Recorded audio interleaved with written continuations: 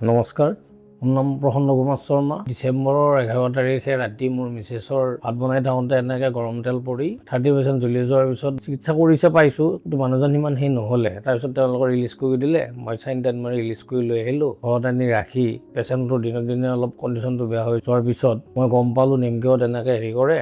মই বিপি ছাৰৰ লগত মই যোগাযোগ কৰিলোঁ, কৰি তেওঁক আহি লগ ধৰিলোঁ। আমি বহুত ভয় খাই আছিলোঁ, পিছত কিন্তু গম পাইছোঁ ছাৰহঁতে বহুত যত্ন কৰিছে, বহুত ড্ৰেছিং কৰিছে। মই এটা সাধাৰণ প্ৰাইভেট কাম কৰোঁ, কিন্তু মোৰ লগত পইচাও নাই, গতিকে মানুহগৰাকীক চাব লাগে। কি পাৰে আপুনি হেল্প কৰিব লাগে। তেওঁ লগে লগে ঠিক আছে লৈ আহা তুমি, ইয়াত এডমিট কৰি দি তেওঁ আহে। লৈ আহিলোঁ, মই লৈ আহি তেওঁ চাই মেলি ক'লে ঠিক আছে আমি ঠিক কৰি দিম।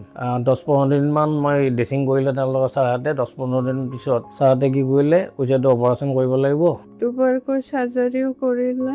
এতিয়া মই বৰ্তমান ভাল পাইছোঁ, কাম বনো অলপ চলপ হাতেৰে লাৰিব পাৰোঁ, আৰু মোৰ এতিয়া মোটামুটি শুকাইছে, অকণমান আছে।